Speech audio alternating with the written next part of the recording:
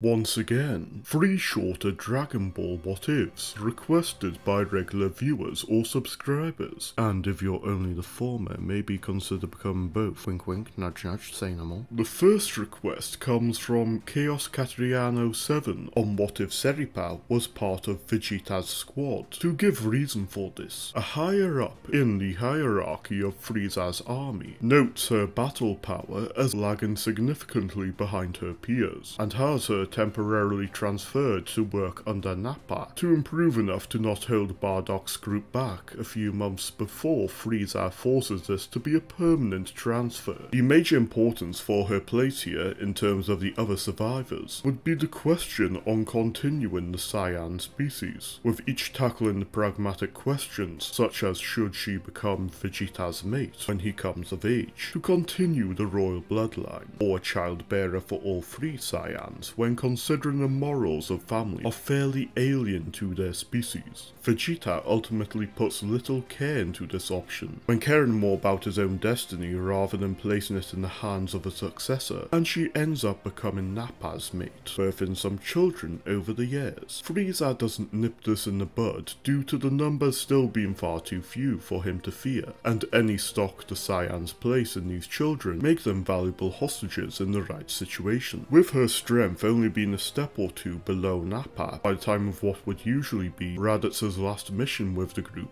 They don't lag behind schedule, also from Seripa empathizing with Raditz's lagging behind and helping tutor him when she can. The other major change is that Seripa having been contacted with updates on her old squad's mission to Planet Meat, and that not lining up with their supposed deaths on Planet Vegeta, make her suspicious enough for the squad to have full belief in Frieza's foul play, with them doing what they can to find an opportunity to escape his grasp. With this, the squad turn their scouters off as Raditz mentions his lack of contact from his brother, and nobody caring about it, making Earth an ideal location to simply retreat and hide on, as Seripa, her children, Nappa, and Vegeta join Raditz's arrival to Earth. With their different motivation, Raditz approaches Goku with the request of joining them in finding a way to overthrow Frieza, with Seripa striking an emotional chord through the tales of Bardock. With the Saiyans opening up a whole new world of limits to surpass, Goku agrees to help, and informs them of the Senzu along with their attack balls being reverse engineered by Professor Brief into more advanced ships with gravity chambers that allow all of the Saiyans to achieve battle powers in the millions eventually, bar Gohan, who has no reason to train. Piccolo joins them too when not wanting to become irrelevant, though still falls behind them due to this training style being far more useful for Saiyan biology. It only takes a few months before the group believe themselves capable of defeating Frieza. Unlike a few other scenarios that lead to a similar route I've done now, this goes very well, as Seripa would be very motivated to kill Frieza as soon as possible, with him not getting the opportunity to transform before they take over his business and Goku returns to Earth. Unfortunately, this victory is only momentary due to bringing Cold Dior out of retirement, whose more efficient method of getting rid of the planet along with the enemy would give the Saiyans no chance for any potential Super Saiyans to arise, and Cold setting his sights on Earth when learning of the last survivor, leading to Boo inevitably running wild. It's in this scenario that we see how surprisingly different the endgame of the Dragon World would be if this seemingly irrelevant character was given a transfer. From the same request, we have what if Piccolo trained Videl, with Gohan requesting he tutor her after their first lesson, so that he can focus purely on sparring with Goten. Honestly, there's very little that would change in the Majin Buu arc, as Piccolo's tutoring methods, even with Kami's, wouldn't be suited for having her pull a 180 against Popovich in less than a month. Her mastery of Ki would be significantly better than normal, and capable of firing Ki blasts, but her amount of Ki would only be slightly larger, not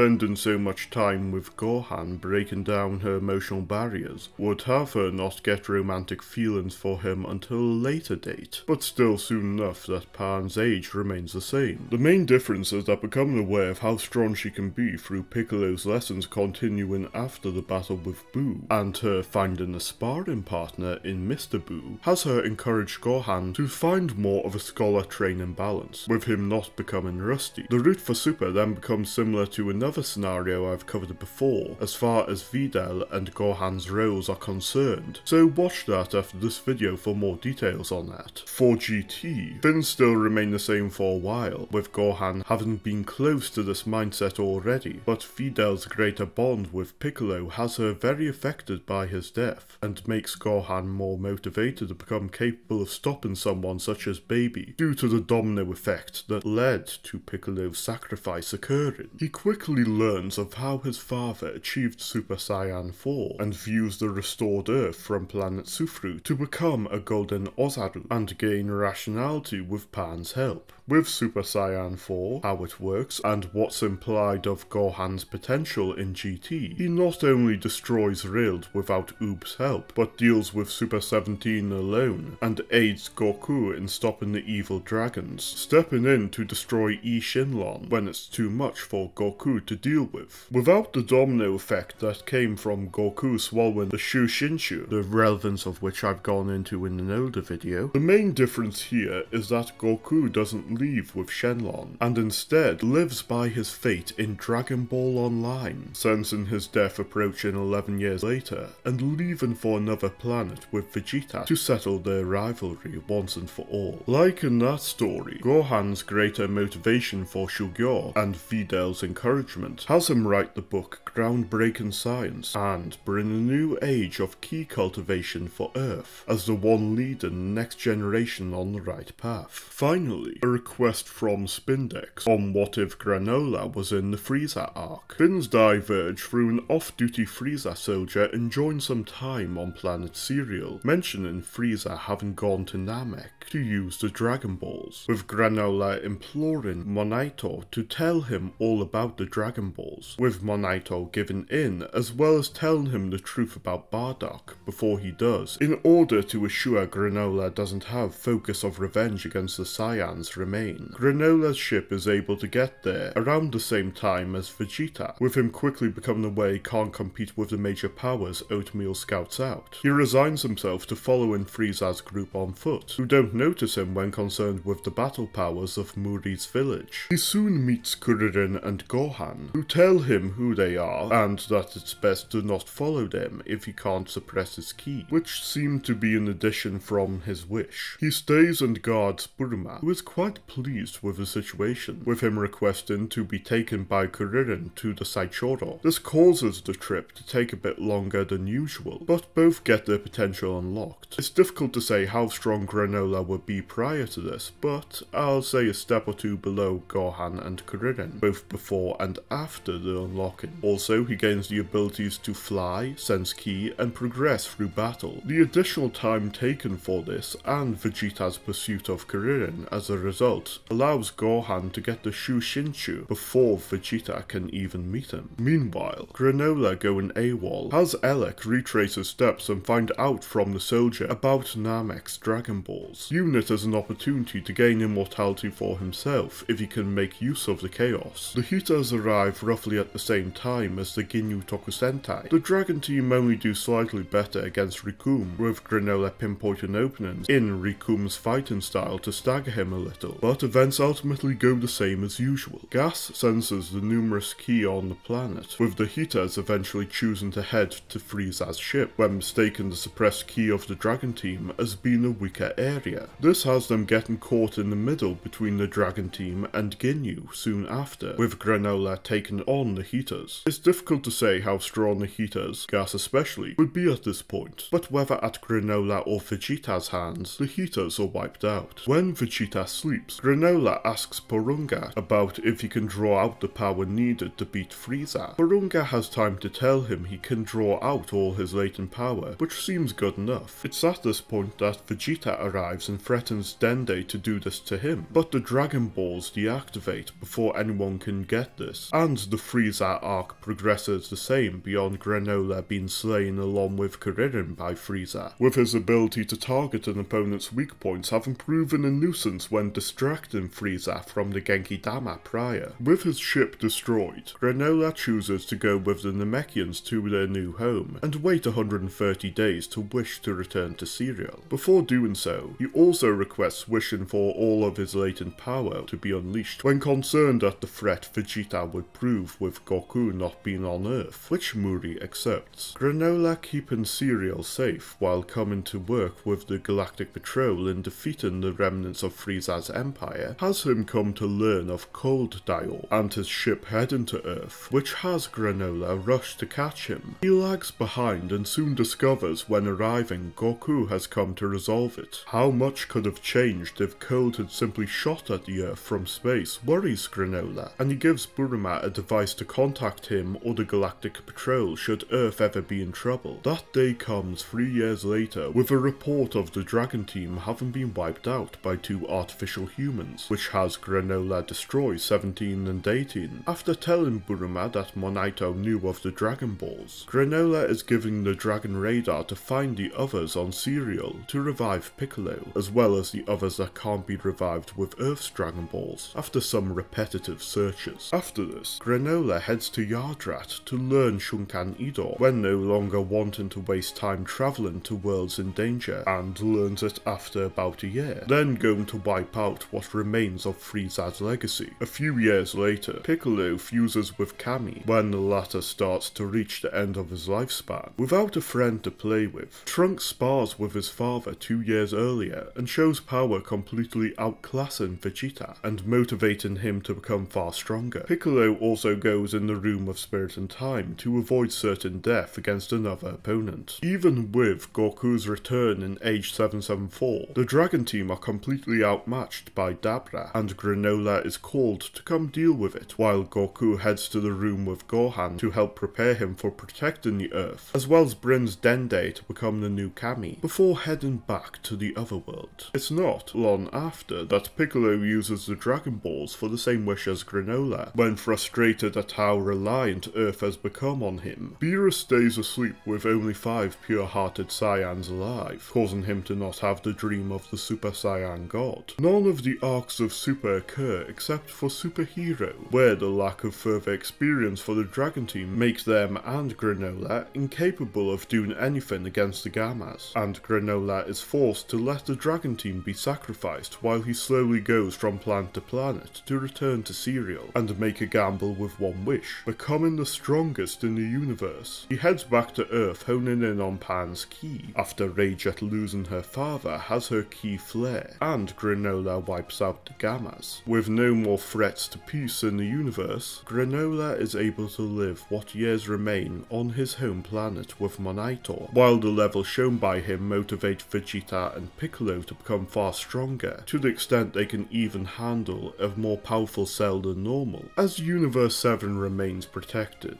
at least until Xenor chooses to erase it. It's in this scenario that we see not only the difference that could come from someone of Granolah's motives being placed in an earlier arc, but the philosophy of the Dragon Balls as a reward for the selfless, and a motivator for improvement. Though Granolah's desire for justice against those like Frieza would have him save the universe, it would also burden him with everyone becoming reliant on him, and his years being cut short all the same, from a desire birthed from not wanting to be weaker than those he sought vengeance on. Thank you for having watched through these 3 What Ifs. Comment any requests you have for a future one, or any kind of Dragon Ball video, and subscribe so you don't miss them. Be sure to check out some of these older ones, and I'll see you next time.